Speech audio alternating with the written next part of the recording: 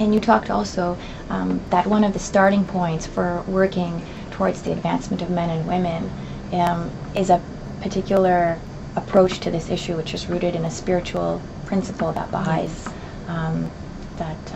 that Baha'is believe. Can you talk a little bit about what that is and how this work is approached, rooted in that principle? If we understand that humanity is one and that we're spiritual beings, that the truth, the fundamental truth is a spiritual truth, that we're all equal, men and women the same, because if we're spiritual beings, if we're souls, then the soul has no sex.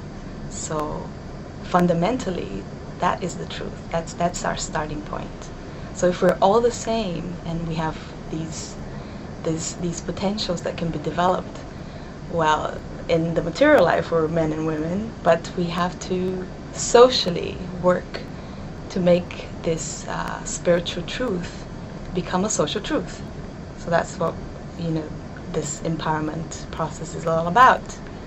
If we realize that human beings have to work together for the progress of humanity, independently of their sex, and that everyone should be able to develop their own potentials as much as possible, then that's the whole difference. This is the difference. This different perspective. It's not that we're socially building equality between women and men. This is true already, but socially we still have a long way to go. That's why we need legislation and seminars and workshops and empowerment.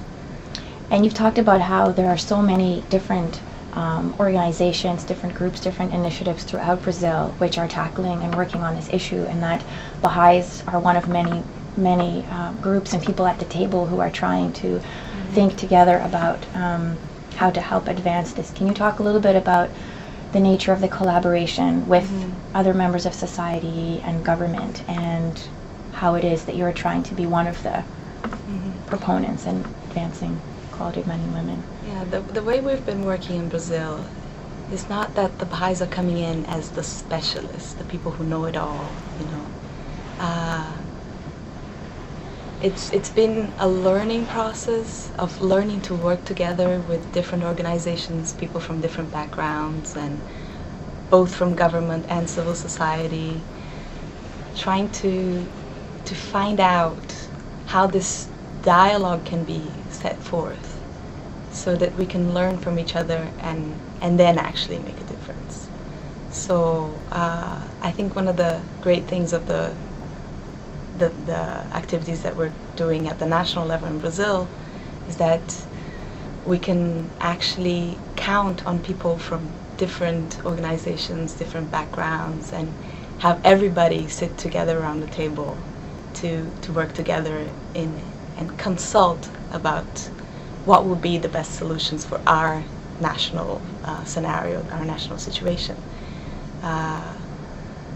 Sometimes what we see a lot is that people tend to believe that they have to be the specialist, they have to know it all before they can take action. And this is not the case. The experience that we've been having is that you don't have to know it all. You can just, learn from other people's experiences, and in this learning attitude, in this learning process, that's where you get real change. That's where things get going. I think it's beautiful. Thank you. I want to thank you for taking the time to share your experience with us, and good luck with your work in Brazil. Thank you very much.